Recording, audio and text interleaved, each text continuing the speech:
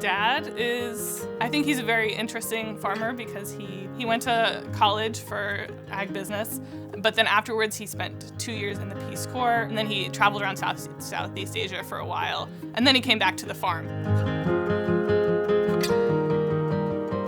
Whenever we were growing up, it was always really important for him that we were both connected to the farm and this local life, but also that we knew what the wider world looked like. And so we were always talking about other countries, other cultures, always had a subscription to National Geographic that he reads cover to cover every month. So I think he kind of has that contrast where he's both very much a farmer, obviously, but he's also plugged in and attuned to the world at large. The thing about being a farmer is you gotta do something different every day. You're a plumber one day and you're an electrician and you're animal husbandry. Good experience to try different things. It was established in 1882, and I'm fourth generation. My kids will be fifth generation. That Weitekamps have lived on this farm, so it's way past the Centennial Farm. Dad took it over. He got married in '57, I think. So that's basically whenever he started working in the mine and farming the ground, and had livestock, mostly chickens and cattle and hogs, and then pretty much developed into hogs there after the 70s, I guess. The early 80s, we bought another farm up around Farmersville, put some finishers up and a nursery.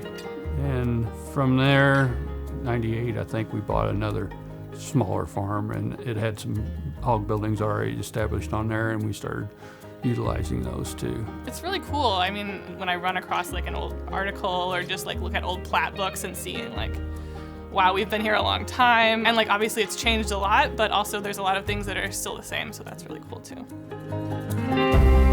My parents had been on the board. Both of them were on the board probably 30 years ago. And I always kind of knew that I would want to give back to the board at one point or another.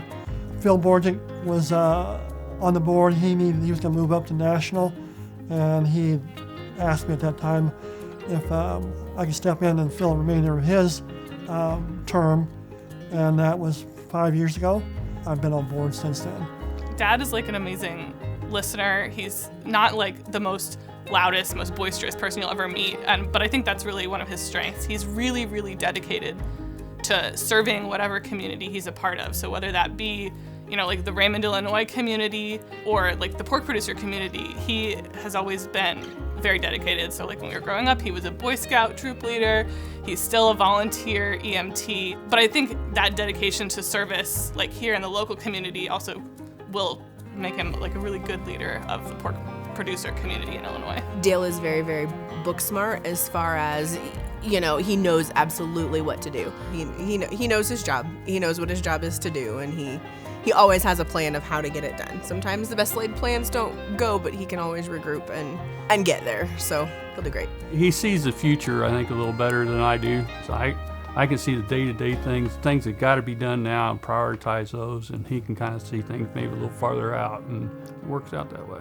The industry's been good to us all these years, and I want to give back. I just hope I can do a worthy job of it.